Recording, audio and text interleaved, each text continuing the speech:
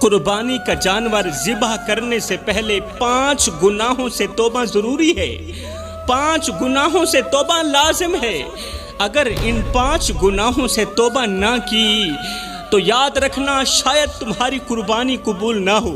تم سجدے کرو، قربانی کرو، عبادتوں کے پہاڑ بنا دو، مگر اگر دل میں یہ 5 گناہ بستے ہیں تو اللہ فرماتا ہے لے جا اپنی عبادت، لے جا اپنی نمازیں، لے جا اپنی قربانیاں، مجھے اس ناپاک نیت کی کوئی ضرورت نہیں جس میں کھوٹ ہی کھوٹ ہو۔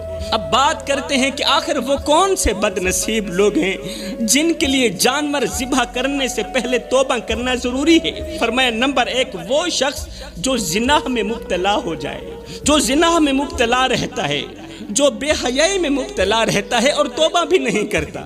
حلالی ماؤں کے بیٹے زنا نہیں کرتے جوانوں، حلالی بیٹے وہ ہوتے ہیں جو رات کی تنہائی میں بھی ڈرتے ہیں کہ کہیں ان کی ماں کا دودھ شرمندہ نہ ہو جائے، کہیں ان کے ہاتھ سے کیا گیا گناہ ان کی ماں کی تربیت پر سوال نہ اٹھا دے۔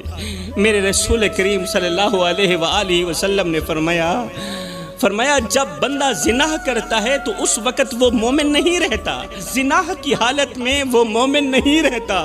سوچو میری قوم کے نوجوانوں، جس لمحے تم گناہ میں ڈوبے ہوئے ہوتے ہو اس لمحے تم رب کی نظر میں مومن نہیں صرف گنہگار ہوتے ہو، وہ گنہگار جس پر آسمان بھی لعنت کرتا ہے اور زمین بھی لعنت کرتی ہے۔ تو فرمایا یہ تو ہو گیا پہلا انسان جس کو قربانی کا جانور ذبح کرنے سے پہلے توبہ کرنا ضروری ہے۔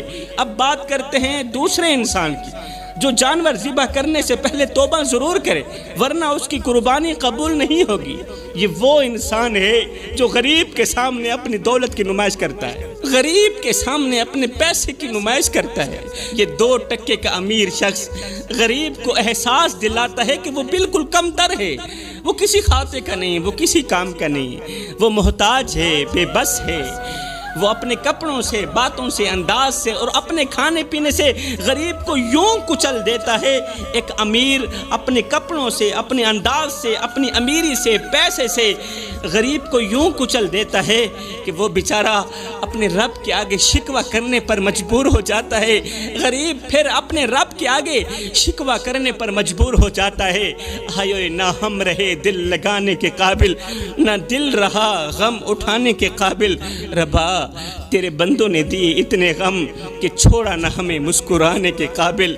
بڑے ہی ارمان کے ساتھ کہنا پڑ رہا ہے میری قوم کے نوجوانوں کہ جس غریب کو میرے نبی نے فرمایا تھا میری امت